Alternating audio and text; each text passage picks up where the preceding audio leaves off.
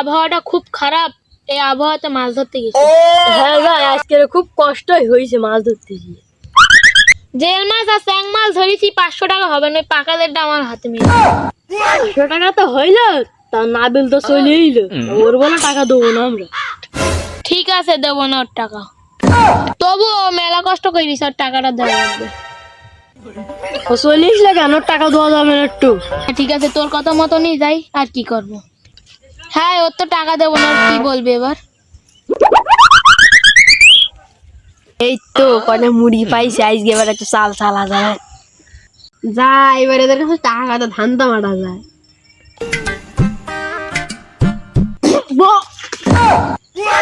কিরে, তোর কি হয়েছে? ছেলিপে লিপে ধান্দা মারা না, দাঁড়া বড় ভাইদের সাথে গিয়ে বলছি। দেখ ভাই, বলিস নে, তোরও ভাগ দুভাগ। কত কিরাম দেবে তা একটু বল শুনি।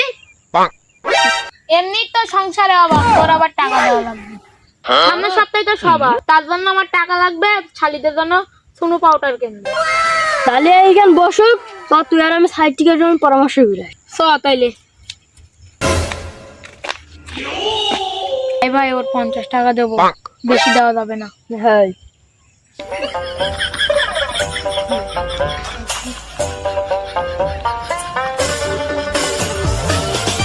দেখ ভাই, সংসারে অভাব যাচ্ছে, 50টা টাকা নে।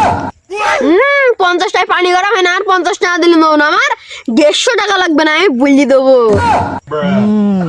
ছেলে ধান্দা পেয়ে একটু মুরগি ফোটাচ্ছে, আমিও দাঁড়াও ঘাবলা মারছি।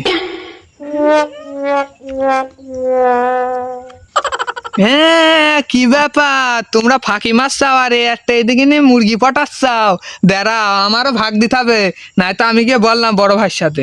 হাই, এর টাকাই নেবো না, সব মাছ পুকুরে ফালি দেবো। তাহলে আমি কি করতে থাকবো, আমি শুনে যাচ্ছি। সে টাকার জন্য জুতোই নিলি মধ্যে।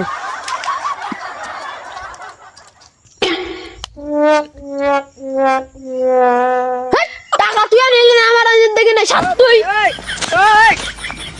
এ কি করলাম আমি টাকাটা নিতে পারলাম না, কারণ নিচেও দিলাম না, তা টাকাটা আমার দিলে ভালোই তো, কি অভাব।